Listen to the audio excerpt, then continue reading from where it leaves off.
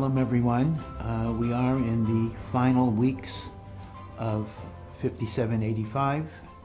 We are about to enter a new year, Tufshin Pevav 5786.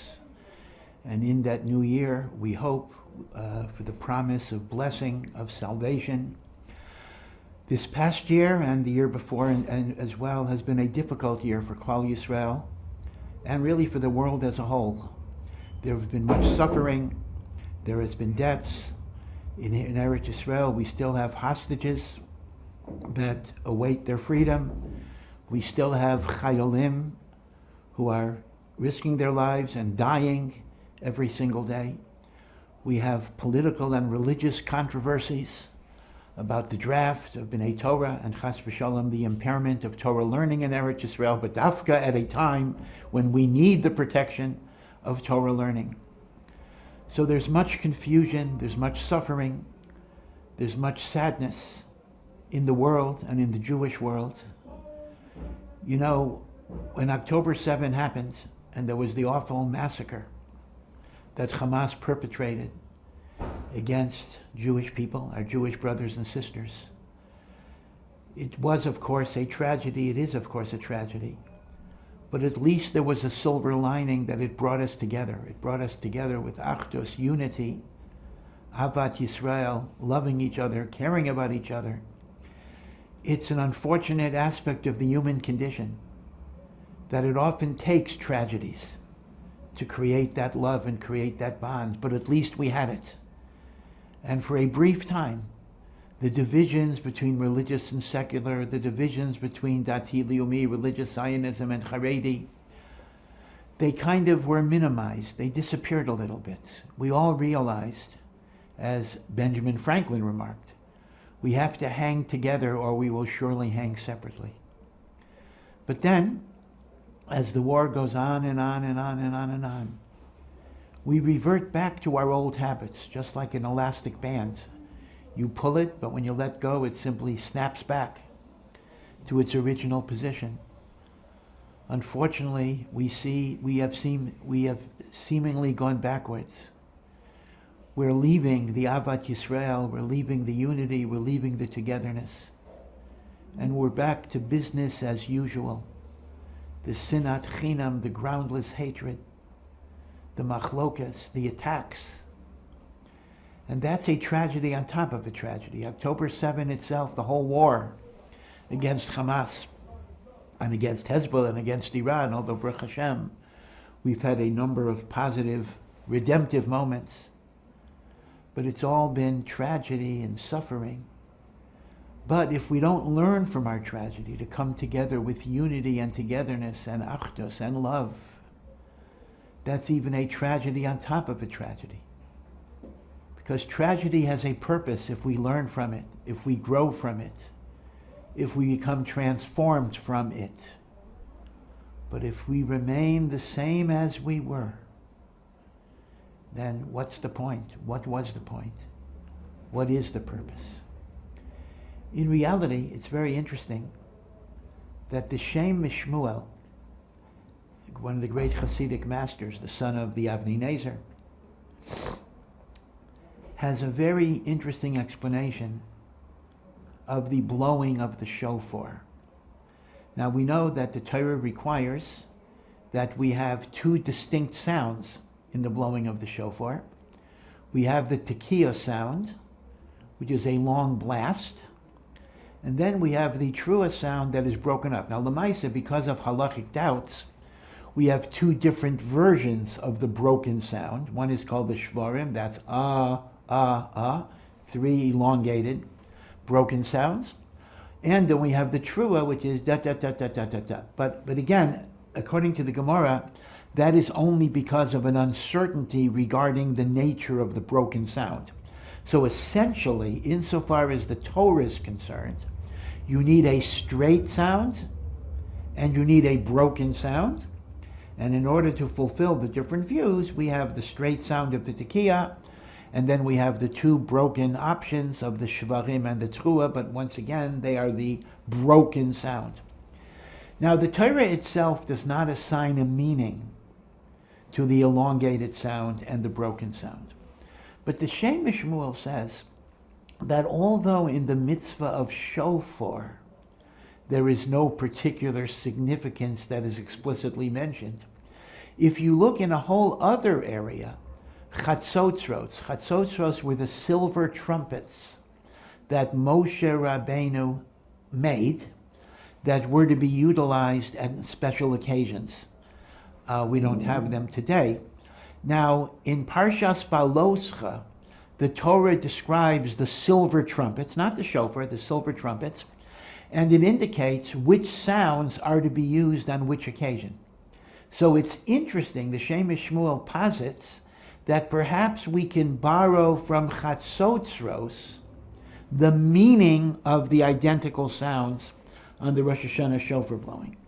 And he points out that one of the functions of the Chatzotzros were to gather the people when Moshe Rabbeinu was going to address them. And the Torah says the sound of the Chatzotzros that represent coming together and gathering the people is the tekiah, one long sound. Now, we know that the Jewish people were in the desert for 40 years, and they could not travel until the clouds of glory began to move. And the Torah says that the Chatzotzros were sounded when it was time to journey, and the sound for journeying was Teshuvah. So now, let's put this together. Tekiah is the sound of assembly. Teshuvah is the sound for journeying. And the Shem Shmuel even says an interesting point. Why is the Teshuvah the appropriate sound for journeying, a new trip?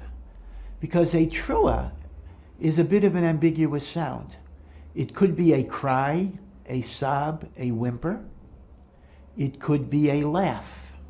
Crying and laughing are not so different. Sometimes a person can cry until they laugh, or laugh until they cry. There's a certain intensity of emotion.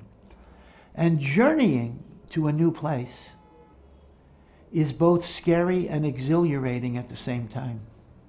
It's scary, it's frightening, because you're leaving the familiar routine that you're accustomed to, even if it wasn't so good in a lot of ways. New challenges.